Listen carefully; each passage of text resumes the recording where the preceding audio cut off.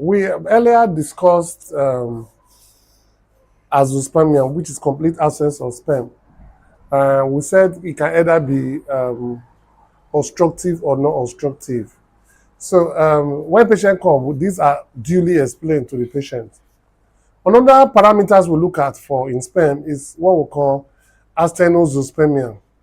Asthenozoospermia. Asthenozoospermia is referred to as reduced movement, or what we call reduced motility. We normally grade motility as one, progressive motility. That implies that the spermatozoa are moving actively irrespective of the speed. The spermatozoa are moving actively irrespective of the speeds. The non-progressive motility, motility with an absence of progression and immotile sperm.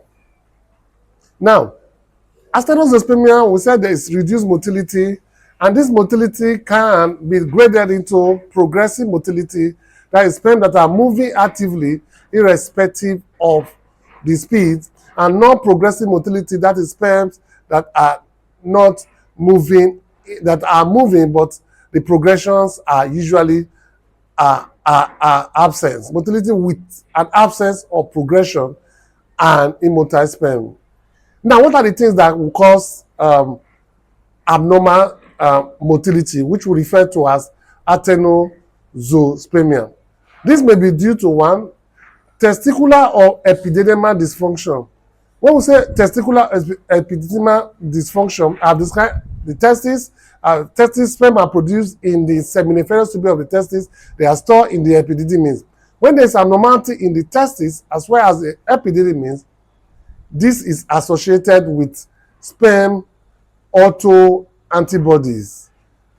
Two, patient that had varicose, patient with partial obstruction of the ejaculatory ducts, genital tract infection, infection of the genital tract like STI, and prolonged abstinence interval, when the duration of abstinence are usually long.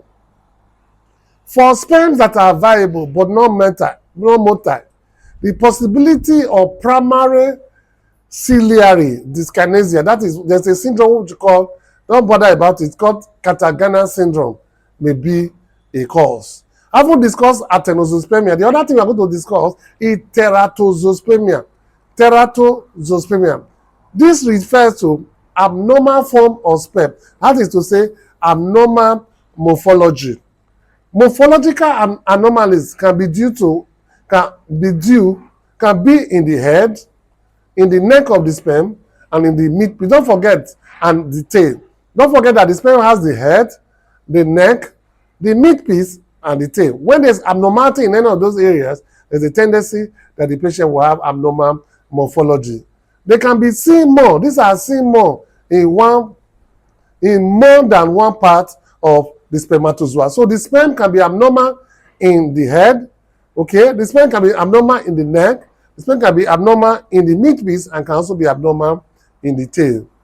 Now, defective spermatogenesis and some abnormality in the epididymis may contribute a large extent to a normal percentage of abnormal morphology of spermatozoa. These usually have lower fertilization rates.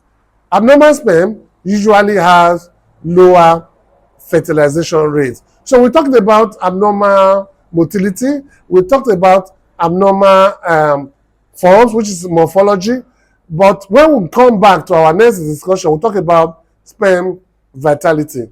Thank you very much for listening. I am Dr. Ede Edokpolo Osazua, the only doctor of hope. Thank you.